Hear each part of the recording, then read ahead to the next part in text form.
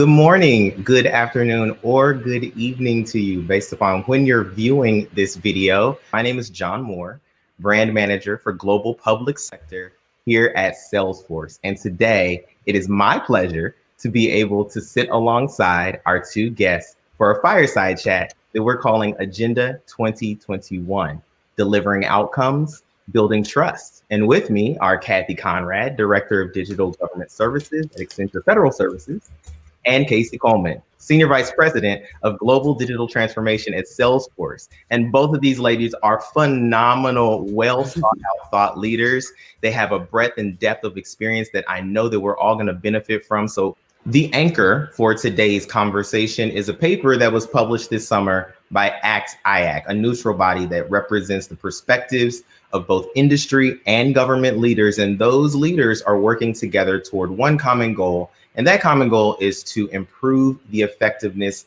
of government. The paper is also entitled Delivering Outcomes, Building Trust. And the purpose of the paper is to provide nonpartisan guidance and recommendations to government leaders and policymakers. So we don't have all the time in the world to unpack all of the issues and topics that we could talk about, but we are going to hit some key topics of exploration. And we're also going to highlight many of the recommendations that are outlined in the paper. So lean in here because these insights will be both compelling as well as actionable. So while we're talking about customer needs, I think it's fair for us to examine another audience of customers that are not just external to our organizations, but an internal set of audiences, and that would be our employees. The employees represent a population with a unique set of needs, and those needs are also rapidly evolving, especially with the changes in how we're working remotely, and things are far more virtualized now.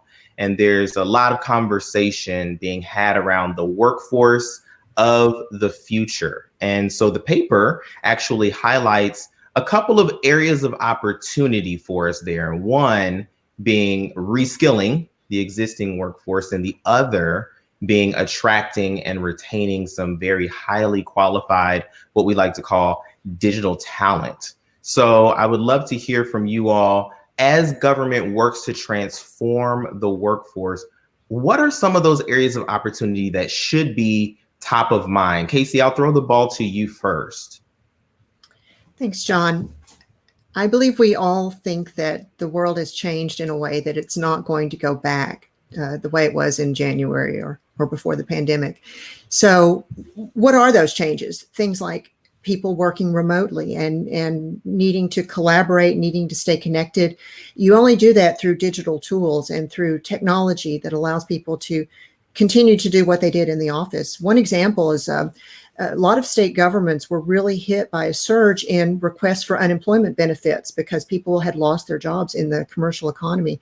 And at the same time, these workers in these government unemployment benefits offices were sent home. And so they didn't have their normal contact center environment.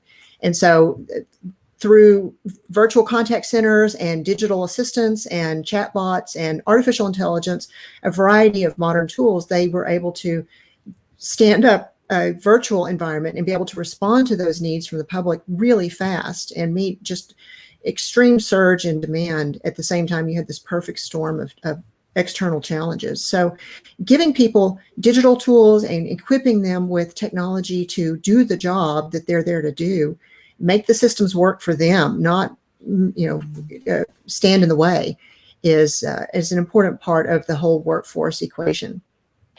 Yeah, Casey, I think that's so important. We often think about government's customers as the public, but there's a whole internal, as John said, there's a whole internal audience, and empowering employees to do their jobs as best they can is really critical.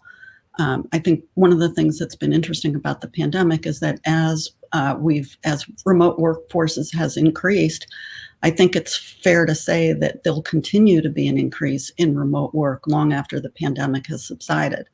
And that gives agencies an opportunity to do some things differently, to tap into new areas of expertise and new talent pools without being limited by geography. when you start thinking about what that means for restructuring workforces, I think it's really exciting. It's a big opportunity.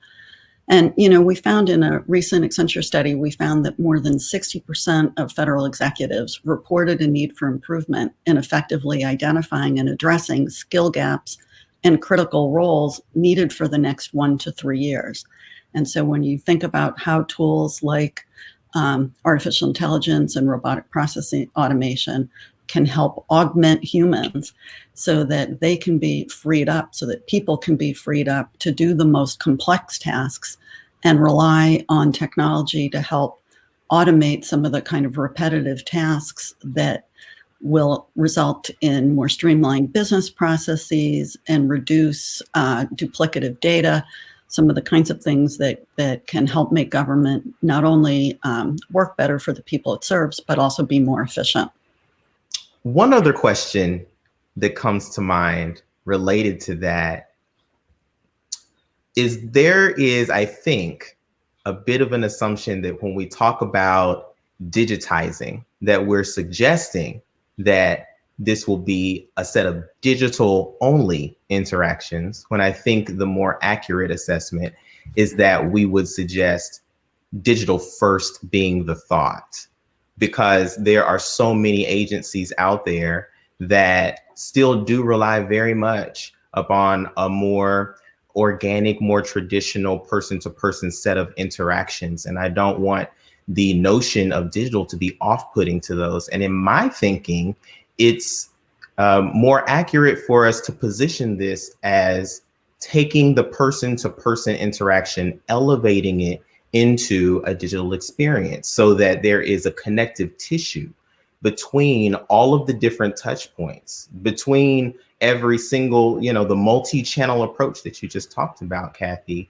And that's just my opinion, but I did want to ask what your thought is on that, because I've heard that conversation being had in market, and I just want to be clear on where we're landing, what our position is when we do throw around terms like digital. And I don't want to scare anybody with this idea of, rip and replace, and we're just getting ready to blow everything up and go completely to all digital interactions, which may not be a reasonable approach for all.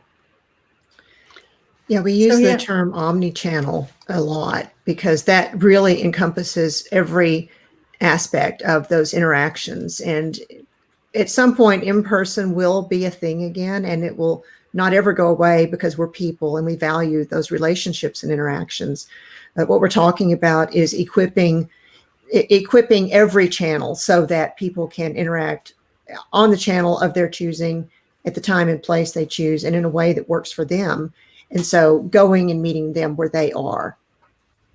Yeah, and finding ways to build trust online is really critical. When the VA has increased telehealth visits by over 1,000% since the pandemic started. I mean, just an amazing shift to providing healthcare online.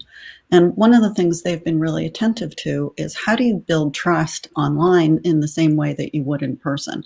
And so they've taken some training that they've done to use the first few moments of an interaction with a patient to really get to know them and to establish that kind of personal relationship and trust, and adapted that to being able to do it on video.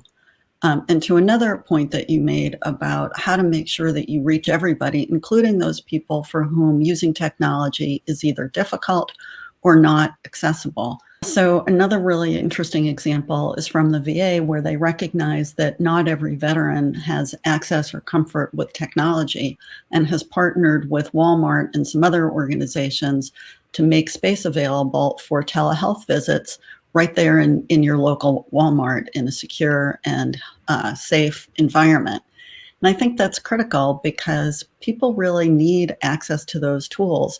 The VA's commitment to telehealth has really shown how possible it is to reach people where they are and deliver an experience that's personalized and feels human, even when and especially when it's digital. Thank you all so much for your time today. We would love to continue this conversation with you one-to-one or bring this conversation back together if there's additional interest. So please do feel free to reach out and engage with any of us via our social handles. Somewhere on the bottom of the screen, you will see all of our Twitter usernames. So we would love to hear from you. We'd love to interact with you, meet you, and converse a little bit more. Thank you all once more for your time. Be well.